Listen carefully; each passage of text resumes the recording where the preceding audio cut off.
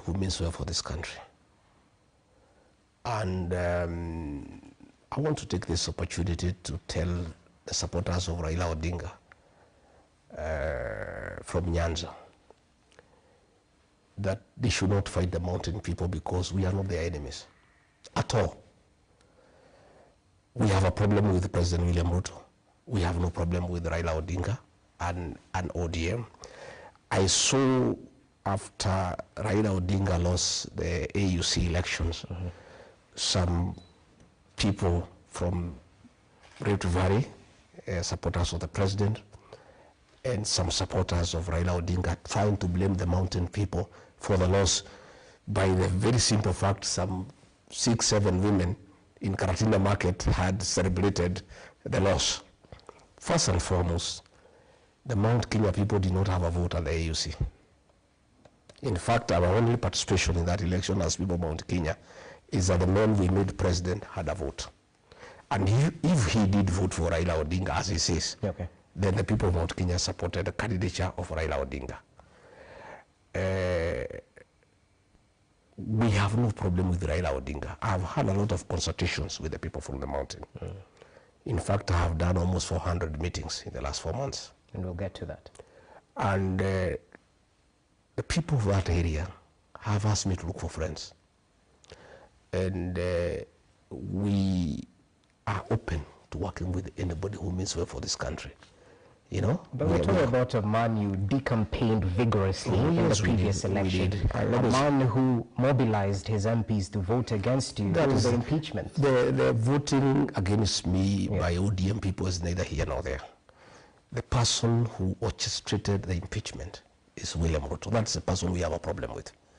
He deceived the ODM people the way he deceived all us in the mountain. And for the record, we for many years had problems with Raila Odinga because he had been demonized as somebody who is against the mountain people. In 2020, President Uhuru Kenyatta convinced us that Raila Odinga is a good man. But President William Ruto, then Deputy President, convinced us that Raila is a bad man, he's a witch doctor, he is a lot of poverty, he means bad for this country, and William Ruto admittedly was more persuasive than Uhuru Kenyatta. But you're on record saying this. No, I'm just saying, come on. He persuaded us, and after he became president, he looked for Raila Odinga and he said he's a good man. So, Raila Odinga has been claimed by everybody. President Uhuru Kenyatta said he's a good man. William Ruto, who told us he's a witch doctor, who told us he's a lot of poverty, who told us he has no plan, who told us he is runnerless, who told us he's planless, today is singing praises for him as the best leader, not just for Kenya, but for Africa. So,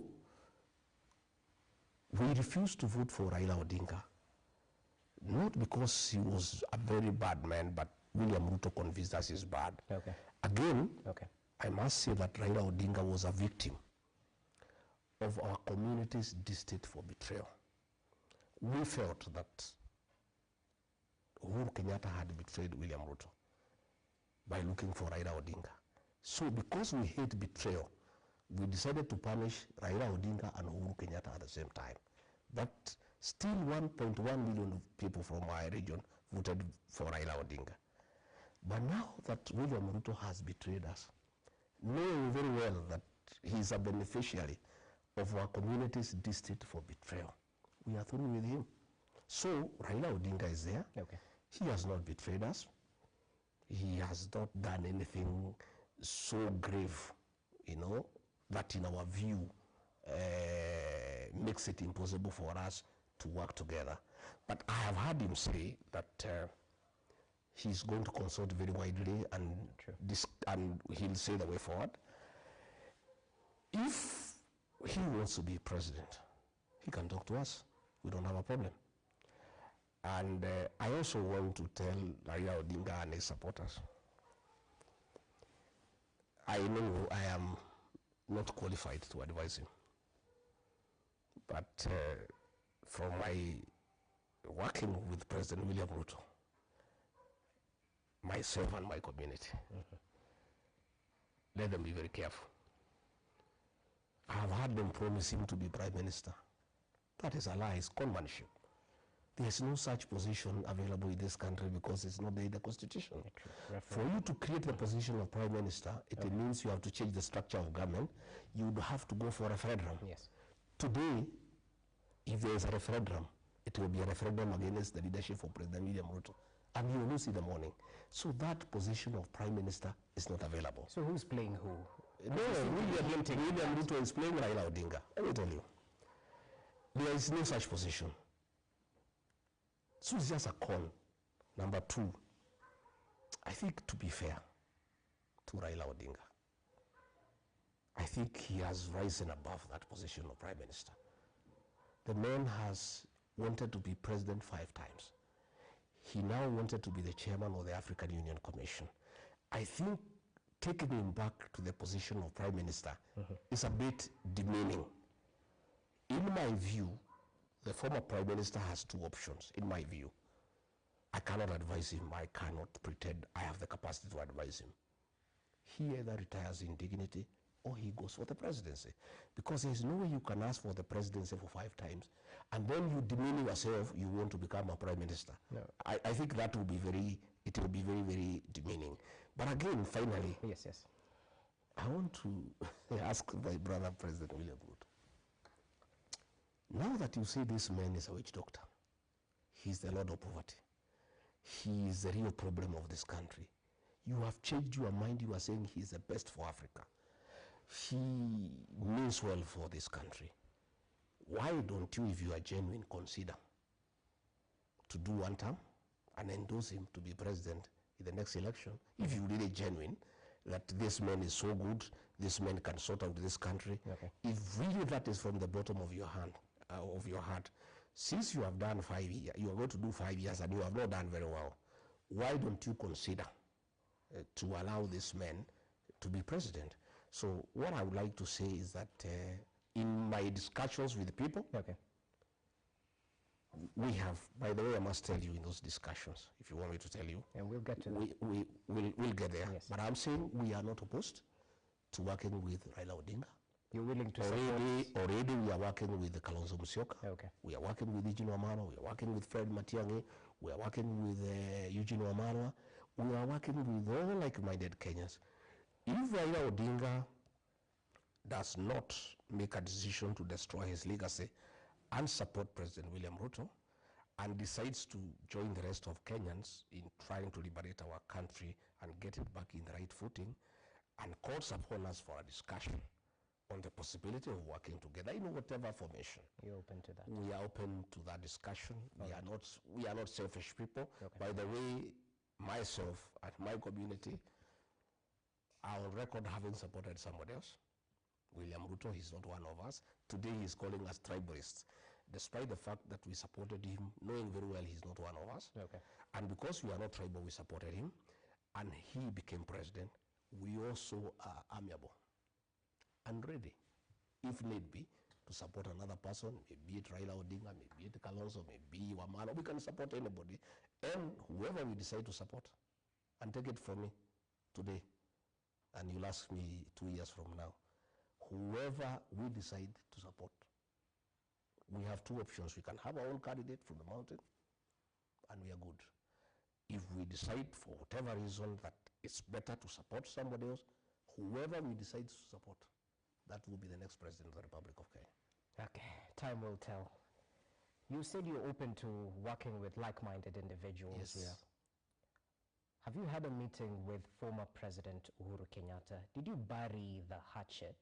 Because there's some who still point fingers at you, blaming you for the push and pull after the current Kenya Kwanza administration came to office, that perhaps the raid at his farm might have been orchestrated by Rigathi Gachagua. Have you had a meeting with the former head of state ever since you were impeached? You know, Uhuru Kenyatta is my elder brother. I was his PA, and he's our leader as a community. Okay. It is inappropriate for me to discuss him in public because I'm a junior elder in the community, he's a senior elder, and discussions of elders in our community is a preserve of that community. We're just asking if you met him. Come on. You're a truthful man. What I'm saying is that Uhuru Kenyatta is our brother, our son, and our leader.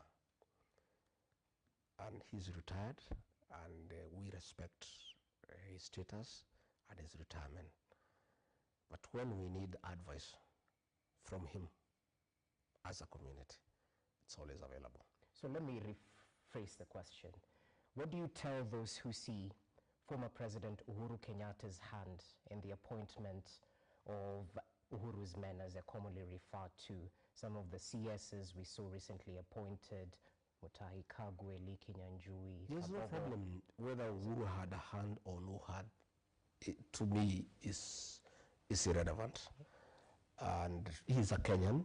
If he proposes some people to be appointed and they are appointed, so be it.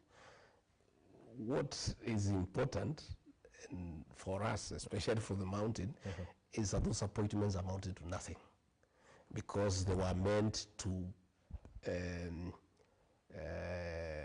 pacify the region that is very unhappy with the President William Ruto for deceiving them, for mismanaging the economy, and for destroying leaders in the region.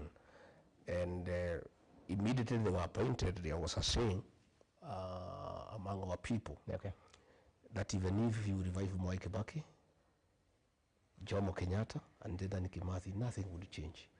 So we are really not bothered. Let them go and work. They have been given a job to do. Let them go and do the job that they were given to do. We wish them well.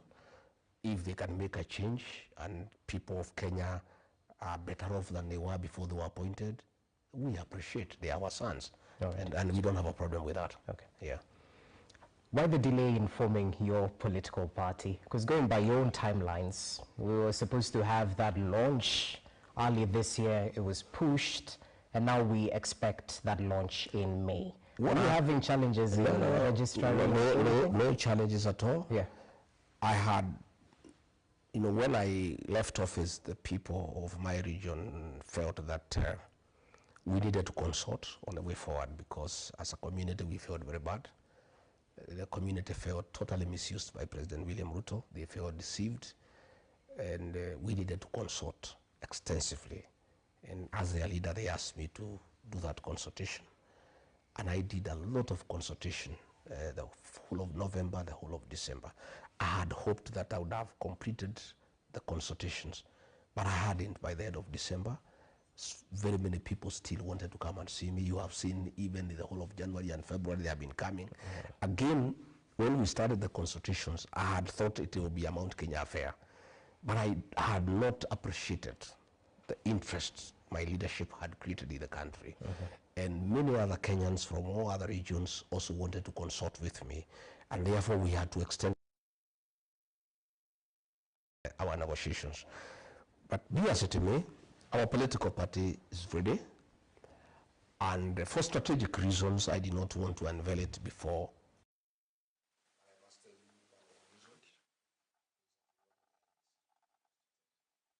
Because quite a number of our senators and members of parliament want to resign from UDA and join our new party and go for by-elections.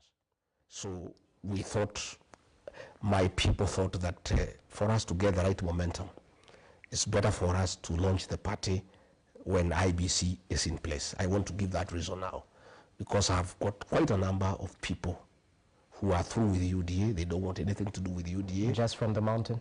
Especially from the mountain, because the whole mountain has moved from UDA. By the way, UDA now is a shell. UDA was Rigiji at the mountain. Without Rigiji at the mountain, there's no UDA. There's no party there. And our members, our supporters. In fact, if you mention UDA, and you have found even the MPs who move around with the president, they don't talk about UDA. Even the president, they don't mention.